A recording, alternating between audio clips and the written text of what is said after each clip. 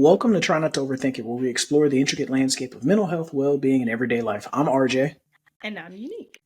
Join us as we dive into insightful conversations, share expert perspectives, and personal stories that shed light on the various dimensions of mental illness. Whether you're seeking guidance, inspiration, or a deeper understanding of the human mind, this podcast is your safe space to engage, learn, and navigate the journey to a happier, healthier self. If you are new to the channel, we ask that you like this video, subscribe to the channel, and hit the notification button. So today we are going to be talking about the subject of being intentional when it comes to raising children. This particular topic was brought about by the interview Cam Newton did with Dr. Brian, where they had a conversation, back and forth about the number of kids that he had in comparison to the number of homes that the children were living in, and the conversation kind of went from there. I actually, as a therapist and as a man, I actually agree with everything she was saying. And a dad who has kids all over the place. No, I'm kidding. I'm kidding. Don't be telling that lie. I'm spreading rumors. Don't be telling that lie. No, ma'am. Lies and deceit. Lasciviousness. You have to start the show with drama. We had to kick it off with a little something, a cackle for the girl. Yeah, that's true. But I had to agree with everything that she was saying. I think that, although I understood his point of view and some of the things that he was saying, for people who've never had to actually sit down and provide services to people, you don't really understand, sometimes a lot of a person's trauma started when they were children. Mm-hmm. It started from there, and it just compounded and compounded and compounded and compounded and compounded. Mm-hmm. And because it wasn't properly addressed when it was occurring, and when they were a child, it just migrated with them through the different phases and different spaces of their life. And you see that playing out in real time on the show Family Empire, where you have Lakeisha, who was born from her father having, I guess, an extramarital or side relationship with Lakeisha's mother, and he was in a serious relationship with another woman, and how it impacted Lakeisha. Like, you see that. You hear her speak about that, when she's talking to her sisters, when you hear her speak to her aunts, when you hear her speak to the mother of her sisters, you hear her, you can literally hear her pain when she's speaking to that, and like how that negatively impacted her. And I think that for a lot of people, especially nowadays, we don't really stop and think first, second, third order effects of how our decisions and the choices that we make as adults can impact the children that we are supposed to be raising. So what do you think about that, Unique? You said a lot there, and I realized I guess I do not watch as much TV or YouTube as you, because I didn't see that whole interview with Cam Newton. So I would be interested to hear what some of his perspectives were, just to see if I can understand his viewpoint. I don't know that I would agree with it, but I would at least like to understand it. But I would agree that when unresolved trauma shows up either in us in our relationships, or we become the parent that parented us, and we see that trauma in our children. Absolutely. Right? So the parent who was a rager raises a child who is either extremely passive or extremely aggressive, right? And so they either themselves will become a rager, or they become the parents who are like, oh, they give their kids everything, right? They're very overly giving, laissez-faire, and then the kid becomes the rager, because now I learn that if I just throw a tantrum, I get what I want. Or they become the passive child who, if I don't appease my parent, then this is what I get. And sometimes they become a rager too, because they can be a silent rager, or they become a person who rages out of frustration because I have all these bottled up emotions, and the only way I know how to express them is in rage. Right. So, yes, if you do not work through your parent issues or those emotional scars from unperfect parents, no parent is perfect. I am a parent and I'm not perfect.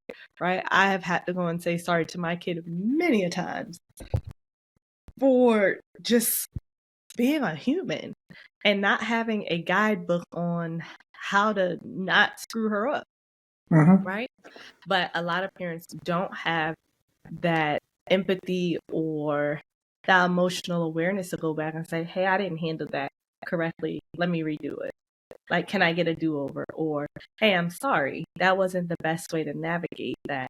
I could have done something differently, to model that behavior from our kids or model that behavior to our kids. And so then our kids get the raw end of the stick, right? And they think that, well, all the adults in my life handled it this way. This is how I'm going to handle it when I get my chance to be an adult. Yeah. So tell me a little bit about what was he saying?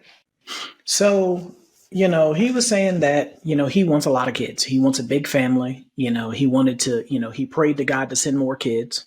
And so what she pointed out to him was why not adopt? The fact, huh? Why not adopt? If he wants such large amount of kids, it's a lot of kids who need good homes with lots of means. Exactly. They could all live with him. But that was his thought process. And so she pointed out to him that she doesn't doubt that he's a great father, but she pointed out that he had, I think it's 8 kids over 3 homes. And so she explained to him that there's no way that he physically can be in every place at every time. And she's absolutely correct in that matter. If you have 2 kids that are deathly sick and they both want their father, who are you going to stay up all night with? If you have 2 kids who have a sporting event, a recital, a play, something significant to them, and it's at the same time across town, who are you going to see? And so you already got to choose that if you got more kids in the same house. Exactly. So, she pointed out to him that he was being purposeful in laying up and reproducing and doing the things that he was doing, but not truly understanding that he was creating broken homes. And so, not truly understanding the emotional impact either that's going to have on these future adults. Exactly. And I mean, the thing is, like, and you and I were talking about this before we started recording. Children do not understand gray area. They understand absolutes. You were there or you weren't. And daddy not being able to be there, this, that, and the third, because I saw that play out for my siblings, where my dad worked, he was doing the things he could to take care of us, but one of my siblings was like, Dad was never there for us. He was never there in particular, he was never there for me. And so that was their feeling, that he was never there for them. And so we've had these conversations where I'm like, was my father perfect? No, but my father did like being an adult and being able to understand things better now, because when you're a kid, you understand things from your perspective. So her perspective that she now has brought into her adult life is, my father was never there for me. My father never really cared about me anyway. But that was not the case. My dad had 5 of us that he had to take care of. And he worked multiple jobs in order to ensure that he was taking care of his children. Now, could he physically? Big fella said, I'm having a basketball team. Look, starting 5. Let's go. Yeah. And so you get a kid. So for him, he was doing what he thought was the best thing. Like, hey, I'm gonna go to work because I need to make sure my kids are provided for. Exactly. And so could he physically show up? No, he could not.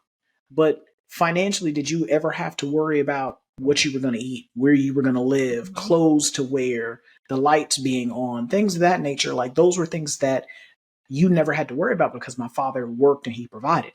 Now, not to dismiss or devalue her feelings, because again, I, as a therapist, like, you do have to acknowledge those feelings and you do have to work through those feelings. But I think that for me, and he and I just had this conversation last weekend where I'm like, hey, I think that we probably all need to sit down and just unpack a lot of this stuff. unpack these things, because again, you can tell like that has been weighing on her entire life, because in her mind, she views it as you weren't there for me. Right. Her Where perspective of him her was that he was perspective, negligent. yes, her perspective, that's her perspective, and she's entitled to that. And so, like, going back to Cam, when you have all of those kids, there's no way you can physically know every single one of them. There's no way that you can be there for every single one of them the same exact way. Because again, children understand, they understand absolutes. They understand, hey, you did this for them, but you didn't do this for me. They understand you were there for this child, but you weren't there here. You weren't here for me. And the more kids that you have, the more time that is divided, the more attention is divided, the more resources are divided. And I'm not telling anybody not to have a huge family, not to be fruitful and multiply. But it's the reality of it. But that's the reality of it. You have to be, like when you are moving and you are creating life, you have to be purposeful and mindful in your decisions, especially when it comes to children. Because as Unique pointed out, the things that you don't address start to take root in your children. You will see your children responding certain ways because you didn't particularly address a certain thing. And child, you ain't never lie, because I just left the school with P. Y'all know my daughter is P, okay? I don't know if I'm gonna say her real name on this podcast. P done told some child at the school that she gonna get sassy with them and her mama gonna get sassy too. I said, God dang it, P. What? Now, she wasn't wrong, but she ain't had to put my business out there like that. Okay? That is just a light example of your kids will be the mirror to who you are. They're never going to just do what you say. They're going to be who you model for them. Exactly. They will become who you model for them. I look at my kid and sometimes I just say, if that girl's not me, oh, it's annoying. Why she just like me though? Can I have it to myself? We've talked about that in numerous episodes before, that you do what you have experienced and what is normal to you. So this is where, speaking on this topic today, why it's very important, that you are always moving with intention and with purpose, and then with vision, because just doing things loosey-goosey, liaison fair, is not conducive to creating the best version of a child, bringing out their fullest potential. It's just not. Well, Roger, I think now that I'm in this parental space, right? Being a parent is funny because you think you know a lot about being an adult until you got to teach somebody how to be an adult one day. You're just like, oh, I ain't know nothing. I didn't know everything I thought I knew. I just didn't. And I feel ill prepared for this part of my life, right? So in being a parent, because I used to say, oh, I'm raising a child. But I had to stop and realize, no, I'm raising an adult. And this adult will either have the tools they need to navigate through life, or they will be looking for those answers from somebody. Hopefully they go and sit on somebody's couch and try to figure out the answers to be the best version of themselves, and not try to ask every Tom, Dick, and Harry that might have misguided advice, right? We look at our clients. Our clients don't come with their life in total shambles. Some of them have some of it together, but they have areas where they're like, I just don't have nobody else that I could talk to about this. Everybody in my life is doing the things that I was doing, but it stopped working for me. And it really ain't working for them, if I'm honest. So I had to change my mindset from I'm raising a child to I'm raising an adult who will have to make it one day without me. And so with that frame of mind, every chance I get, I'm pouring into P. I'm saying, P, you can't do that. You can't do that. This is not a lesson for today. Okay, this is not a 10-year-old lesson, P. This is a 20-year-old lesson. But I got to give it to you now at 10, because if I wait till 20, it's going to be too late. Absolutely. I told her just probably today. She was supposed to, like, the dogs. No, it was probably the other day, Thursday. She was just like, the dogs had peed on the floor. She was frustrated, right? Because I told her, let the dogs out to go to the bathroom. One of the dogs peed on the floor. She halfway mopped it up. And I said, see, I would be mean if I told you to mop the whole floor now. And she was like, well, yeah. I said, because it's not about just doing it. It's about doing it right.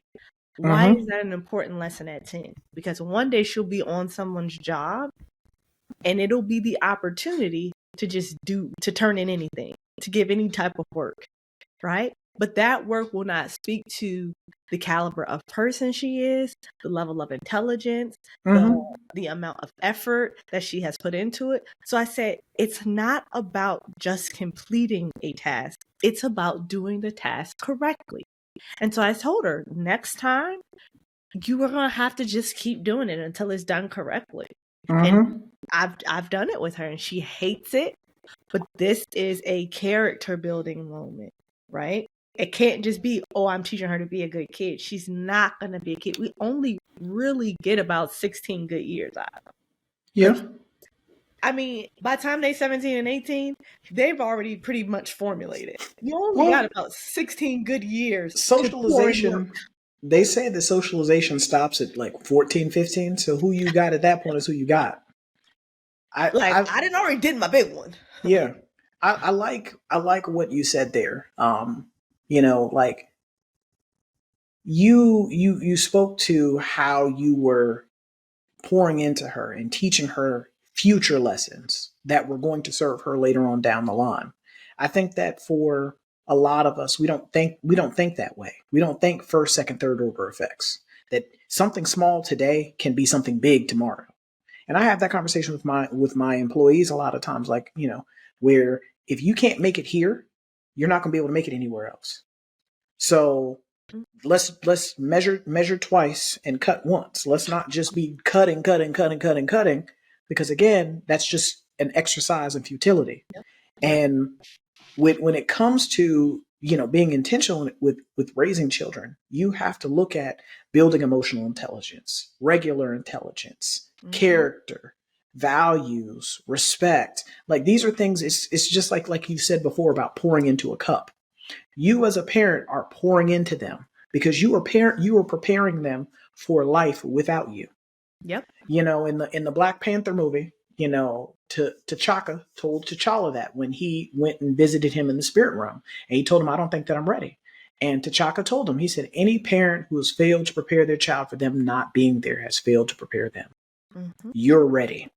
Yep. And so you have to look at it like Unique said, that you're going to go somewhere else. And in going somewhere else, I need to make sure that you're prepared for what comes along with going somewhere else. And that is where being purposeful and being intentional when it comes to raising your children, what they're being exposed to, who they're being exposed to, the different things that they're seeing. Like these are all things that you as a parent have to be very purposeful about. Yep. But then also you as a parent have to be very purposeful and intentional about where you're spending your time. Huh? Yeah, you got to be intentional about you doing it yourself. Yes, because again, like Unique said, modeling. That was another point of modeling the behavior. You have to model the behavior you want to see in your child. So you can't tell your child not to lie if you're a liar. You can't tell your child to not be disrespectful, but then you're disrespectful. You can't tell your child not to be messy if you messy. Boy, you can't tell your kid to live the right way, and then you're not living the right way. So again, with all due respect to Cam Newton, because I'm a huge fan, but with all due respect, there's no way that you can be intentional with having children, multiple children in different homes. Because again, what Khalil and I talked about this on the episode about the importance of fatherhood. As a child, you need both sides of the lesson. You need the male side and the female side. If you're only getting 50% of the lesson, you're only going to be prepared for 50% of the problem. When you get 100% of the lesson from both mom and from dad, guess what? You can attack that problem viciously. It's no longer a problem. It's not a problem. It's not an obstacle. It's not a hurdle because you're prepared for it. And if your parents are a cohesive unit, which I hope they are, if they're deciding to have children together. Notice I didn't say if they're married, but they can be a cohesive unit, whether they're married or not, right?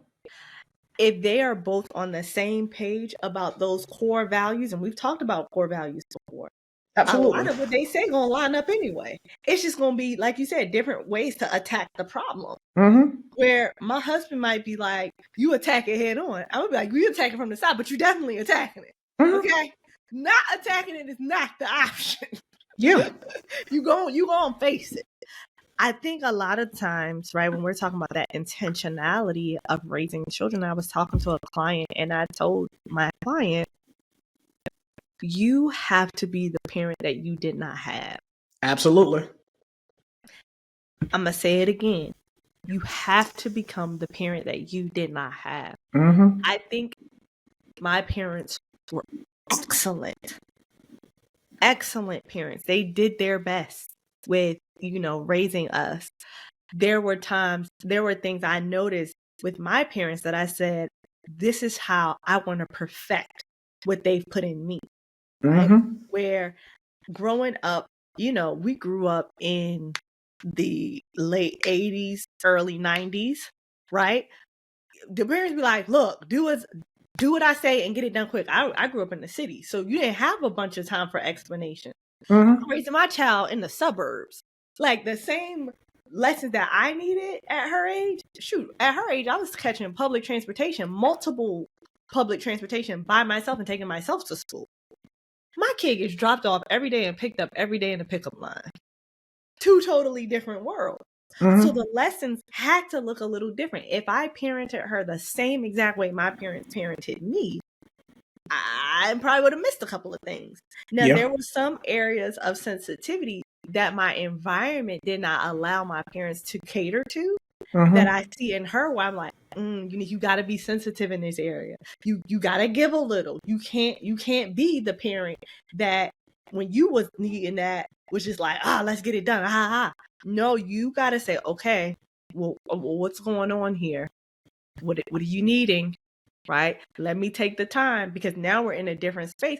I want to make sure that part of you is cared for too. I'm not saying my parents never listened to me, because they did, right? But growing, like I said, the environment that we lived in did not always afford my parents the luxury of being able to do that. I couldn't tell my mom, I could, but it wasn't going to change. I don't like taking the bus and the subway to school every morning. She was going to, the literal lesson from my mom was, get on that bus and that subway and don't get kidnapped. We didn't have a car, right? We lived in the city. We didn't have a car. She was like, your dad is going to work. He's on the bus. Go headed to work. I'm going to work this way. You and your sister need to get on that bus and don't get kidnapped, right? So that sensitivity that my mother was not able to provide, that I did want sometimes, be like, I want to get dropped off like the other kids. I now have to provide that for myself so that I can give it to my child. When she says, Mommy, I don't want, okay. And then I have to be patient and explain, well, these are the reasons why things are the way that they are now. Right? This is how I want to navigate this space with you. And I get a lot of flack from it, because people are like, oh, you give her too much room to express herself. But I grew up in a generation where that wasn't a thing. Right? And look at the adults we got now. They don't know how to talk to people. Yeah. A lot of our peers don't know how to talk, don't know how to express themselves. Scream, yell, want to cuss at folks. They get fired from jobs all the time. Yeah, like, because you don't know how to talk to nobody. And that's where that stemmed from. I'm glad you brought that up. I mean, I'm glad you brought that up, because I mean, I think that people miss that boat in regards to like the communication piece and the creating the supportive environment piece. Your kids should feel comfortable coming to talk to you about anything. And you should be able to feel comfortable talking to them about anything, because kids are more likely to report that something happened to them when they feel comfortable talking to you. Yep. They're more if they feel more comfortable talking to you, they're more likely to tell you, hey, I'm failing this class, and this is why I'm failing this class. I'm more likely to seek help when I feel comfortable expressing myself versus basically being told to shut up and go stand in the corner. And I think that as you pointed out, for people who are our age, we're taught and raised up that a child has a child's place and a kid shouldn't be talking back. A kid shouldn't be asking questions. Don't even have an opinion. Yeah, not allowed to have an opinion, not allowed to have a voice. Look how those people turn out. they turn out to be one of those people that ends up being one of our clients that has problems with maintaining relationships, maintaining jobs. They get into it with everybody. They arguing with everybody. They fighting with everybody. They're not sharing their opinions. They're not sharing their opinions. Did you tell them how you felt? Well, no, I didn't want to lose them. These are the people pleasers. Mm-hmm. These are, like I say, you either gonna get one direction or the other direction. You gonna be on the passive end of that spectrum or the aggressive end of that spectrum. The goal is to be in the middle, in that assertive place of communication, because when you're assertive, it opens the door for communication from both sides. If I'm passive, the door is wide open for the other person to get everything that they need to get said, right? If it's aggressive, then the door is closed shut, and I'm not hearing anything you have to say. I only want to hear what I have to say. And I'm listening to respond and not to receive. Right. If I'm listening. Yeah. Right? I might be over talking you. I might not care to hear nothing you have to say. But when you're assertive, you're saying, okay, I hear you. I understand that. But this is how I see it. Mm-hmm. Are you able to do the same? Are you able to hear and understand? I think one of the things I appreciate about our friendship over the years is just that, right? Recognizing, wow, I can have a healthy friendship with somebody and it not always be a point of agreeableness. We've disagreed on lots of things over the years, but how we've handled it, and every disagreement hasn't been like a, oh, well, you see it that way, I don't see it that way, let's agree to disagree. No, it's been some things where we've had to call each other up and be like, after some time I sat and thought about it, and while I wasn't able to see your perspective in that moment, I am able to see it now, and I apologize for not even hearing you out to see that, right? But that's not something that we're taught. So when we're talking about raising kids, you have to be intentional about that. I have to be intentional about how I communicate. How I communicate with others, how I communicate with kids, how I communicate even towards myself. I can't get in the mirror and say, oh my gosh, these jeans just make me look so fat. Why? Because I have a little girl. And my little girl is going to hear that and start to think, if my body doesn't look a particular way, then it's wrong. Right? Yeah. She's at an impressionable age. She's at that age now where she's just like, Mommy, am I fat? I was like, you're fine. You're thickums. Who cares? You got a little hip. You got a little butt. Everything. Yes, look at me. You see this? You see it? Look, got a little roll here. Ain't nothing wrong with it. Shoot. Bring me them little thick thighs. Oh my God. But I had to normalize that. Look at my legs are big. You see this big old leg? Look at that thing. Look at it shake. She be like, Mommy, your legs just be shaking when you walk. I said, and they do. And they do. But I had to be comfortable with my body. Because if I was not comfortable with my body, yeah, we might laugh and joke about it now, but how many women are not comfortable with their bodies? And so when they get a little girl talking about, how to love and appreciate their bodies, they don't know how to do it from little. I'm talking about tiny. My mother was put that on, twirl around. She always had to, my mama don't cuss, but she had the attitude of put that ish on, right? So if we was going to church, we had to model the church clothes.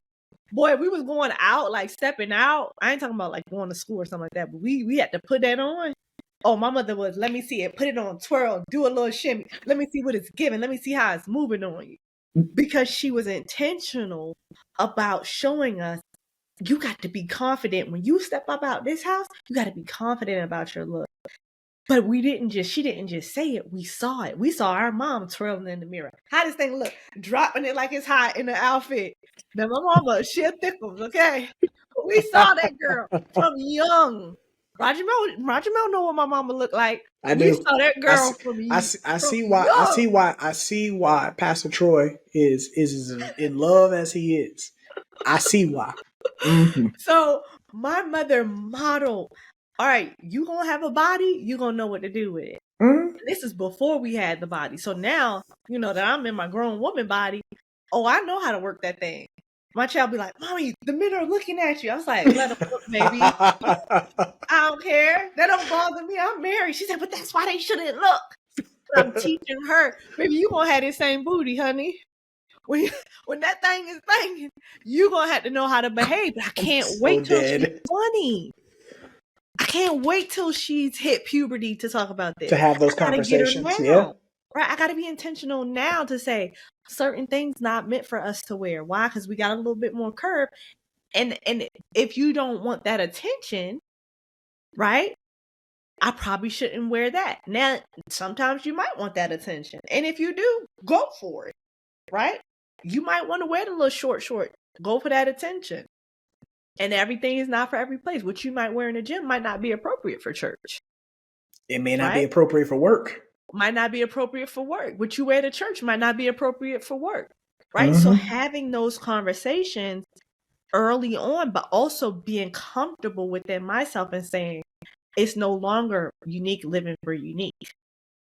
I'm living for Pete so that he knows how to navigate this.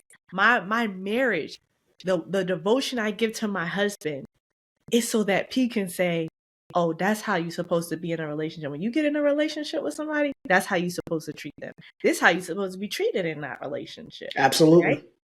When I am standing my boundaries and I'm being assertive towards my husband, I say, Pete, you don't let nobody talk crazy to you. And so I'll tell my husband, don't talk crazy. Get in line, sir.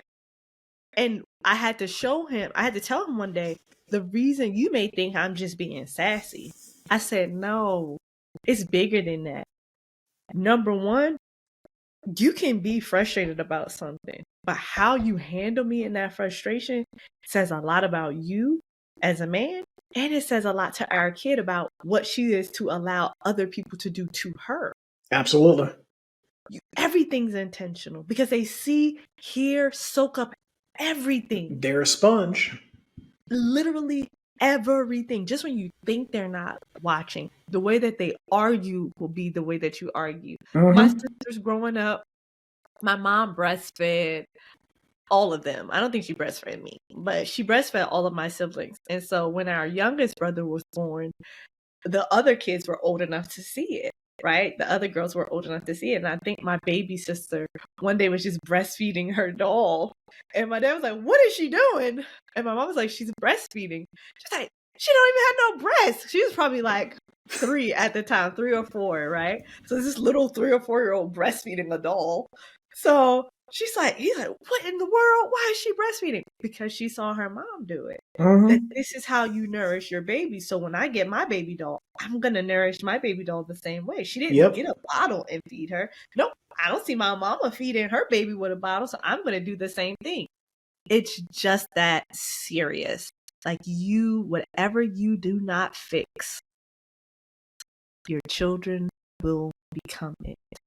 Absolutely. Most definitely. I mean, I was watching this clip on Face. It was on YouTube. It was a short where this guy, and it was hilarious. This guy was having an argument with his baby, and she couldn't have been no more than 2 or 3.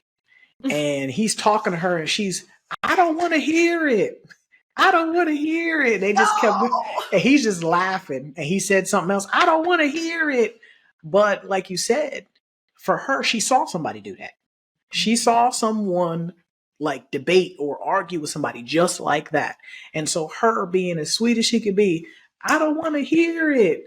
That is a prime example of when we least expect that our children are watching us and they're seeing us, they are. And the things that they see, they're going to replicate. They're going to emulate. They're going to copy, and they are going to exhibit.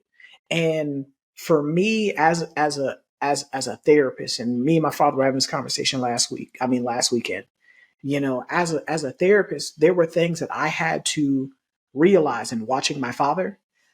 I don't want to go through what you went through. I don't want to experience what you experienced. So I have to be intentional in moving certain ways. Now, not saying that he did everything incorrect or that he did everything wrong, but there were good things that he did that hey, we're going to keep doing those things. Being respectful, not cussing everybody out all the time, having manners, integrity, character, those things. We keeping those. But then some of the other things, now we ain't doing that. Because go ahead. Go ahead. No, you go. Because it's just, I had to recognize that, that was not conducive for him to be, the best version of himself. So if I was to then replicate those same negative things, hey, I'm not going to be the best version of myself. There were things that I had to unlearn because it was not conducive to me being the best version of myself. And sometimes as a parent, you have to stop and take the time to reflect on things. You know, like you said, you've had to go back and apologize to people before because you stopped and you had some self-reflection of did I handle that the best? Did I approach that the best? You know what? I didn't. Let me go over here and go apologize. I need to make that right. Because the same way that you do that, guess what? P will do the same thing. What you're talking about when you were saying, you know, you looked at the life lessons your dad gave you or just some of the upbringing that you received and said, okay, some of it's good, but then there are other things that I may need to change or adapt in order for me to live my best life, right? And be my best self. That is a technique or skill we call reparenting, right? In therapy, where you acknowledge, okay, my parents, I always tell y'all this, right? I like to give analogies because I think people can see it a lot better. If you have $2 and you say, okay, I'm going to the store, I got $2 in my pocket, I'm going to buy whatever the $2 can afford. Now, in this economy, $2 ain't affording too much. Okay? Especially in the sense of something that's going to be edifying. We already touched edifying and satisfying on this podcast. If you ain't heard it, you need to go back and listen to all of the podcasts to find it. Okay? But at $2, you're going to definitely buy something that's satisfying. Now, if you got $5, you're going to buy something that is edifying. Okay? Our parents, oftentimes, the life that we have the pleasure of living now is because they had $2 and made $2 decisions. Where so that we could have $5 and have the opportunity to make $5 decisions. Absolutely. I cannot judge them for having $2 and making their $2 decision. What I can say is, but they did the best with what they had. Reparenting says, my parents did the best with what they had. Even though that was their best, there may have been some areas that I am now seeing that were lacking. Absolutely. If I go to the Dollar Tree and I buy food, the food that I might get at the Dollar Tree might not be of the same, my options. I mean, I'm going to put it this way. My options at the Dollar Tree are not going to be the same as that of a Whole Foods. Whole Foods and Dollar Tree just got two different options, and it requires two different budgets when shopping in that bad boy. If the budget I had to shop at Whole Foods, I could always shop at the Dollar Tree. But the budget that I have if I'm going to shop at the Dollar Tree might not be able to afford me as much. Well, heck, it ain't going to be able to afford you as much at the Whole Foods. It's the same thing with our parents. Being a parent, there are times when you have, as an adult, right? When you reach adulthood, you have to go back and say, okay, my parents, this is what they had going on in their life. This is the context in which they were living. This is the context in which the life that they were able to provide us with, and say, did they give me the best of what they had? Yes or no? Now it's up to me to fill in the gaps. Absolutely. So for your sister, right, who you were talking about earlier in the episode. Now, I don't know if I know this sister. I know some of his siblings, but I don't know if I know this sister. So, well, personally. So if your sister were to sit on my couch, I will walk her down that trajectory of, let's go back, right? Because you are an adult, you're not your 6-7-year-old self who was hurt that daddy wasn't there. You are an adult now. So let's look at this from an adult perspective and say, okay, so this man has, 5 children. You are one of the 5.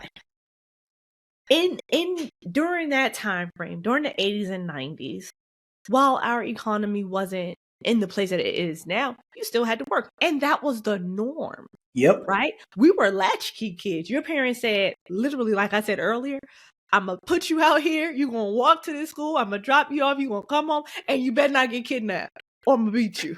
It's like, how you going to beat me if I'm kidnapped? Don't think about all of that. Just know if you get kidnapped, I'm going to beat you. Okay? When I find you, I'm going to beat you.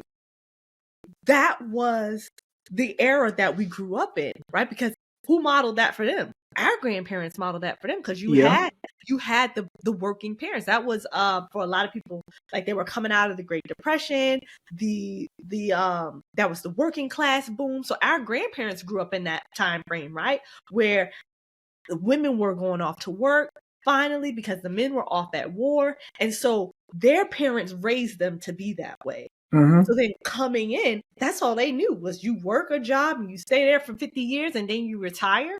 So I got to go to work every day. If it comes to providing, I don't have time for emotional support. Ain't nobody do that for me.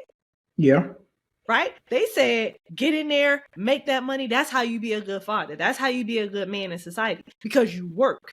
So when she takes that lens of, my dad said, while my dad may have slaved at this factory, or he worked at this one job where he didn't get treated, I'm gonna work several jobs because I ain't gonna put up with that, right? Where I saw my dad hustle and grind and probably was in the military.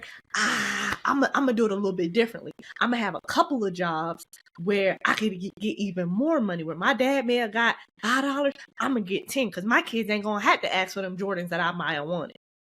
Right? Or at that time, it may have been the freshest pair of Lacoste or something, right? So, look, I don't know. Our parents, they I don't know what the heck they was wearing, but it could have been the freshest pair of Jordache jeans or something, where he had to ask his dad and his dad couldn't get them. So he said, I ain't going to do that. My kids, whatever they going to want, they going to have it, right? Then when they ask for the freshest pair of J's, or they want these Jabots, they got them. Growing up too. So for now, coming to adulthood, it starts to change that lens a little bit and say, it wasn't that he wasn't present. He didn't know how to be that type of parent.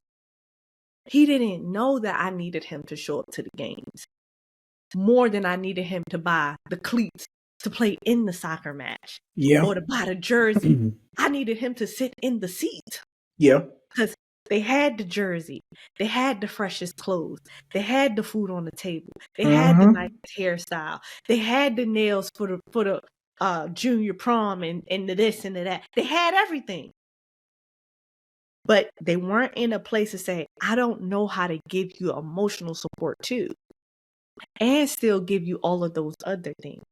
And so when we become adults, we have to say, okay, now is my turn to say, all right, I got to start to do that, because I don't want to become that parent voice in my head that says, Unique, you got to go to work all the time. You don't got time to be worried about your emotions. Nah, you do have time to worry about your emotions, because your 6-year-old self needs to know that emotions are important. And so your adult self has to tell 6-year-old self, you weren't wrong to need daddy at the game. We understand why he wasn't at the game, but you weren't wrong to want him there. So now at this big age, hey, we're going to show up for ourselves. When we get the promotion at work, we're going to take ourselves out to dinner. We're going to celebrate that moment. We're not just going to say, well, it's another day. It's just a little promotion. It ain't nothing. Nah, we're going to throw a big party and say, look, I got a promotion. I really did this thing. Even if the party is for yourself. When you're hurting, you're going to take the time to say, hey, why did this hurt us? What do I need to do? Maybe I need to have a sit down with that person and say, look, I ain't like the way you said that. I hear what you're saying, but you ain't had to use that tone of voice with me, or you ain't had to use those words with me. We can handle this differently, but you have to address it. If you don't, you're stuck in your 6-year-old self. Now, when you're on a job, you're wondering why you didn't get the promotion, and you're like, it ain't nobody even care. Or you got the promotion, but ain't nobody even care. It's whatever. It ain't that big of a deal. Or you have a disagreement. You're handling it like a 6-year-old because you're trapped there, and now you're just fussing and saying, I don't want to play with you no more. Give me my ball back. You can't do that as an adult. But if you don't work through it, if you do not reparent those places and forgive your parents and accept that they were the best versions of themselves for the time that they had you and the time that they raised you, then you'll get stuck. Yeah, I mean, I agree with everything you just said. I mean, I think that people have to understand the long-term effects of how you are raising your children are going to impact them, not just in this particular phase of their life, but other phases of their life down the line. I think that when you are thinking that way of handling it this way today is going to maybe cause a ripple effect in a negative way later on. It will cause you to reevaluate how you're handling the situation, how you're responding to your child, how you're interacting with your child, how you're communicating with your child, how you're handling your child. Because again, like you said, if it doesn't get resolved here when they're small, it's not like it goes away. My dad says it all the time. Bad habits are like feet. They don't get any smaller as you get older. They just keep getting bigger and bigger. So for most of us, when we stop and we think, I can't. I mean, is it not true though? It's he's spot on. He's spot on. And I hope my feet don't grow no more though. I hope mine don't either, because shoes are expensive, especially if you got big feet. Exactly. But those are things that I think that for us as adults, like you touched on about reparenting certain thoughts and certain beliefs and certain behaviors. If you don't personally address those things, you're going to teach your child wrong. And in teaching your child wrong, your child is now going to go out and interact in the world wrong. And then they're going to just continue the cycle. That's where we get these generational curses from. Hello. And there so you go. I think that those are things that people have to really sit down and unpack. Like when I watch these shows like Family Empire, or watch shows like the Braxtons, and where you see people just being on TV acting up, and it's normal. Like when you see people sitting around, they don't even, somebody yelling at somebody across the table, they don't even blink. That's because y'all do this all the time. Like this is normal for you guys. Yeah, the whole family. That's the crazy part. It's not just one person in the family. The whole the mama be acting up, the kids be acting up. Like, dang, everybody messed up. And that's where like me and Anna had that conversation. I was like, because you do what you see. And so when you see your mama act like this or your father act like this, guess what? You 9 times out of 10 are going to act the same way. It's okay. You are going to think that it's okay because it's normal. So, like I spoke to in the episode about fatherhood, one thing that I had to give my dad his flowers for, we talked about it, we was talking last weekend, was the fact that you never argued in front of me and my sister. You never did. I never seen him do it. Not saying that my parents didn't argue, but I never saw them do that. And the reason why was because he wanted me and my sister to understand that this is not what you're supposed to be doing. Mm-hmm. Now, if they argued, they were away from everyone else, or they went, they argued about it later on when we weren't around. They didn't do the back and forth, because what they wanted us to see was that, you can operate and not necessarily agree all the time, but you can do it respectfully. You can have tough conversations respectfully. Mm-hmm. You don't always have to be in each other's face, yelling and screaming and pointing and cussing each other out. That doesn't always have to be a thing. And for a lot of us, we don't think about those things. We don't think that our kids are watching this, and because they're watching it, they're thinking, they're going to do the same things. I don't want to hear it. Why? Because you've seen your mama do that. Mm-hmm. Now, yes, it's cute because you're a small little baby. Too. Exactly. It's not cute at 12. Yeah, it's not. It's not. At that point, we got to have a conversation now, because now you're headed down the road. You're headed down a road to where you're either going to be sitting in a facility with me or sitting on a couch with Unique. Mm-hmm. And a lot of times, or in jail. A lot of times, like we don't realize the impact that what we're saying and what we're doing has on the people around us. I tell my clients all the time, I call it sphere of influence. You have an invisible bubble that surrounds you. When you're close to somebody, your bubble is overlapping into their bubble. So the things that you say and the things that you do start to impact them, and the things that they say and the things they do impact you. You spend enough time with people, you start to pick up things. You start to pick up new slang. You start to pick up, a different way of speaking. You start to pick up attitudes, behaviors. For females, I mean, y'all spend enough time together, you guys fully sync. Mm-hmm. So it becomes one of those things where the people, the community that you are surrounded by, the village that you are part of, helps create who you are going to become. And when we're talking about being intentional about what type of product you are creating, are you wanting to have a top shelf quality product, or are you looking for a product that as soon as somebody picks it up, it's going to fall apart? Mm-hmm. Like when you as a parent think of your children such as that, of a product that hey, this thing is built to last, versus a product as soon as you touch it just falls apart and crumbles to dust. Tonka truck. You got to be a Tonka truck. Yeah, the Tonka trucks that you could just, I mean, you literally could throw those things and they just didn't break. You can run over it with a car. It's still And it still didn't break. Your car's going to be messed up. Yes. But that Tonka truck going to be. It's going to be fine. And I mean, that's how you have. The metal ones. Remember the metal ones? Oh, yeah. I remember I had one of those when I was a kid. And those are things that you have to put into your mind when you go into, like Dr. Bryant said, going into an intentional act such as laying up and reproducing. When you and this is a thing that blows my mind about people, right? That man can't think that made sense. I ain't gonna hold you. He want to talk about me on his podcast. He did not think that made great sense. He's an intelligent man. I think he's a little inflated sometimes, and I'm not trying to come against him. I think Cam be thinking he don't talk his stuff all the way out with a bunch of people all the time, so it just be sounding good in his head. But when it come out, be like, God dang it, Cam now. Yeah, you couldn't have thought that all the way through. You ain't take that because you know he don't go to the barbershop no more. But see, you know what? Let me stop. You should leave that alone. You leave it alone. Thomas, you don't go to the barbershop no more. You stop it. He don't. That man don't go to the barbershop no more. We know that. We can tell. But because I say that because when you go to certain places, there's a level of feedback that you get from people. That's true. Right? Like when you go to the beauty salon, you go in there talking some craziness, girl, because my baby daddy was saying this or my husband was doing that, and I just let it happen. Them necks won't move so quick. Child, somebody be done got burnt, they to move their head so quick because they were like, "You said what?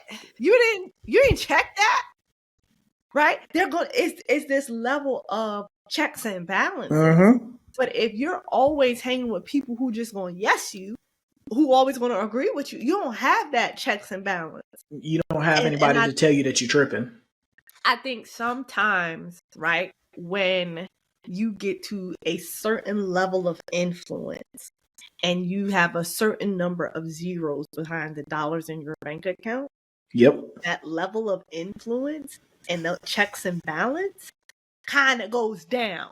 Unless you're intentional about putting people in your circle who are going to kind of be the iron sharpening iron.